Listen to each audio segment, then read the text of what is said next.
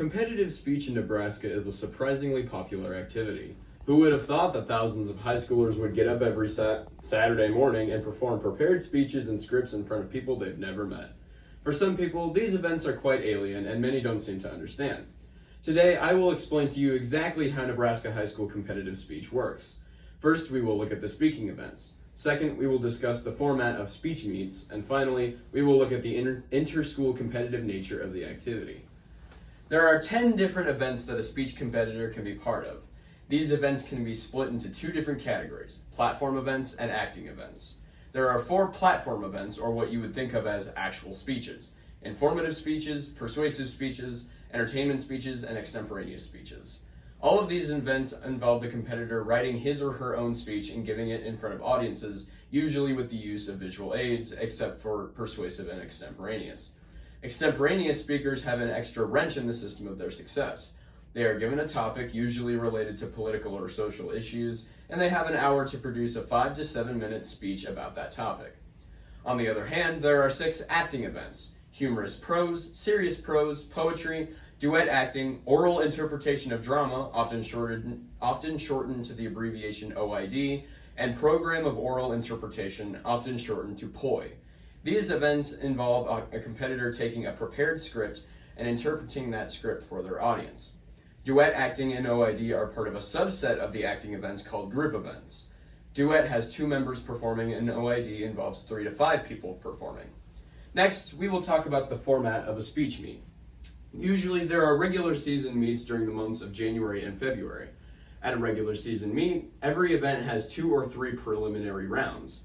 The rounds have 2 flights of events. This means that they split the times of each event so as to be more proficient with the performance space. 5 events would go during the first flight, and the other 5 would go during the second. Extemporaneous speakers would go to their own room called extem prep to prepare their speeches, and always perform during the second flight. At meets with only 2 prelim rounds, there will be a final round to decide final standings. At regular season meets, there are usually a champs final, and an honors final.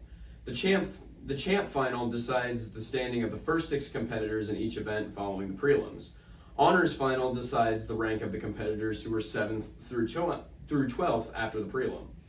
After the final rounds, there is an award ceremony where medals are awarded to each finalist.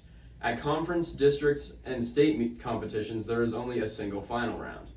Finally, let's talk about the inter-school competitive nature of the activity.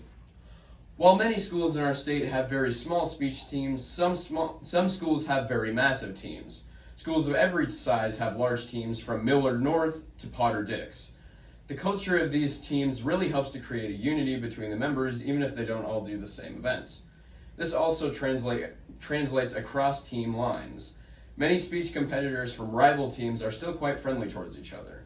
While many sports teams in high school can be hostile and downright toxic towards their opponents, most speech competitors are kind to their peers.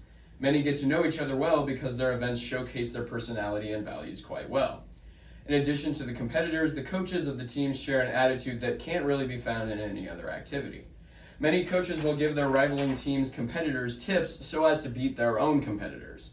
When was the last time you saw a track coach giving their biggest competition the textbook on how to beat them?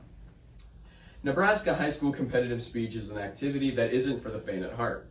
It takes a special type of person to get up every Saturday morning to put themselves out there in front of people they've never met.